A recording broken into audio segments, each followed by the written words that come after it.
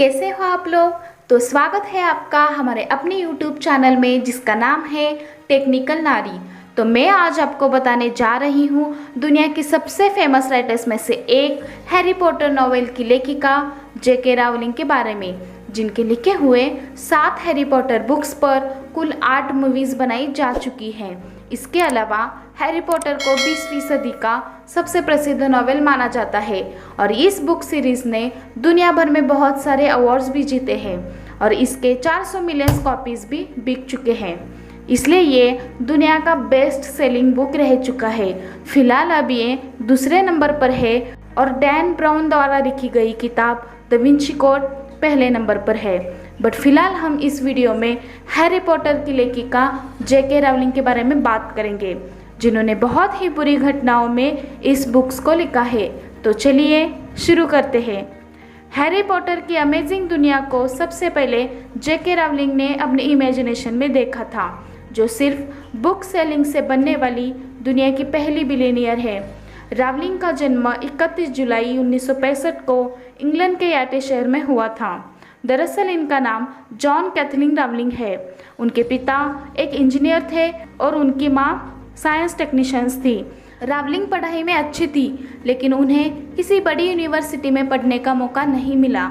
उनकी माँ हमेशा बीमार रहती थी और उनके बीच झगड़े की वजह से उनकी पढ़ाई पर बहुत प्रभाव पड़ा। रावलिंग ऑक्सफोर्ड यूनिवर्सिटी में पढ़ना चाहती थी। उसके लिए उन्होंने एंट्रेंस एग्ज़ाम भी दिया था, लेकिन उनका एडमिशन किसी रीज़न की वजह से नहीं हुआ और उन्होंने अपने बीए की डिग्री यूनिवर्सिटी ऑफ एग्जीक्यूटिव से हासिल की। रावलिंग को बचपन में ही कहानी लिखने का बहुत शौक था। वह अजीब अजीब सी कहानियाँ लिखकर अपने बहन को सुनाती थी। आगे बीए की डिग्री के बाद उन्होंने छोटी मोटी जॉब की, जिसमें उन्होंने रिसेप्शनिस्ट के तौर पर जॉब की। इसी जॉब के दौरान वो एक ट्रेन में मैनचेस्टर से लंदन का सफ़र कर रही थी। तब उन्हें एक छोटे बच्चे की कहानी दिमाग में आई, जो उनके माइंड में इतना घर कर गई कि जब वो सफ़र करके घर पहुंची तो उन्होंने बिना देर किए उस कहानी को लिखना शुरू कर दिया। उस वक्त रावलिंग की उम्र 25 साल थी।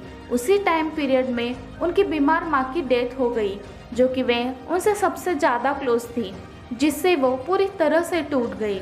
वह बहुत डिप्रेशन में रहने लगी, लेकिन आगे चल के अपने गम को भुलाने के लिए उन्होंने लेखन का सहारा ले लिया और वह पूरा समय लिखने में बिताने लगी। उनकी माँ की डेथ के बाद वो पोर्तुगाल शिफ्ट हो गई।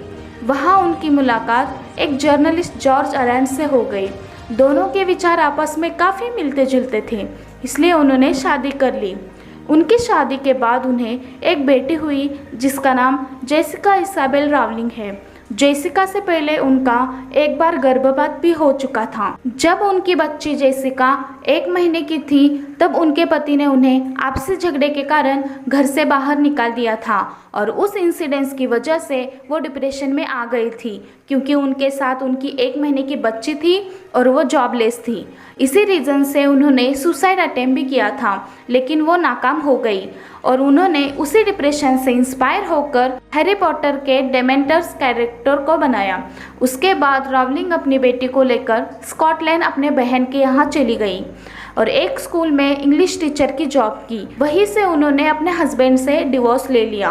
रावलिंग के पास अपनी लिखी बुक को प्रिंट करवाने के लिए पैसे नहीं होने के कारण पब्लिशर को भेजने के लिए बुक की कॉपीज़ खुद ही टाइप करके भेजी, लेकिन एक के बाद एक 12 पब्लिशर्स ने उनकी नॉवेल को रिजेक्ट कर दिया।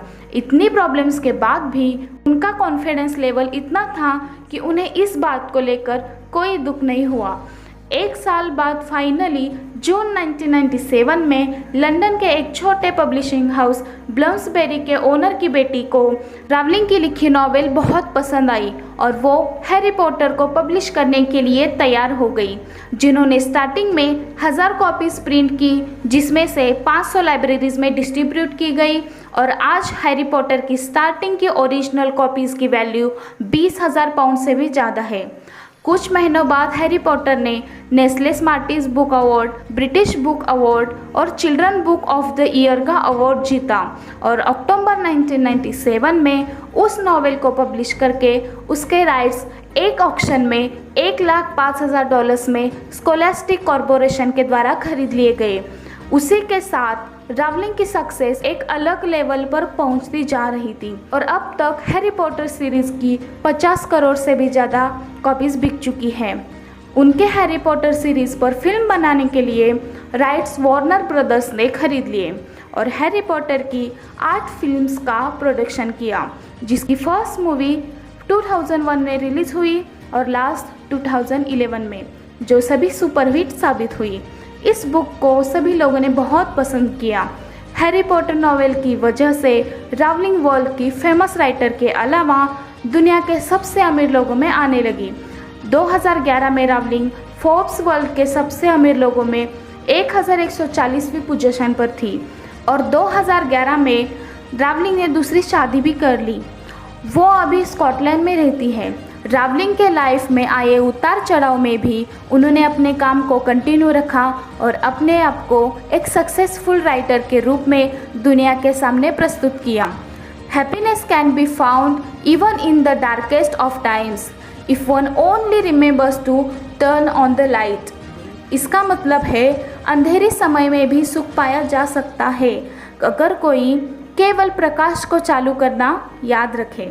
तो आज की हमारी अपनी ये स्टोरी आपको कैसे लगी कमेंट करके बताइए और एक लाइक ज़रूर करें और मेरे चैनल को सब्सक्राइब करना ना भूलें और बेल आइकन को क्लिक करें ताकि मेरी वीडियो की नोटिफिकेशन सबसे पहले आपको मिले। तो चलिए मिलते हैं नेक्स्ट वीडियो में, तब तक सेफ रहे, खुश रहे।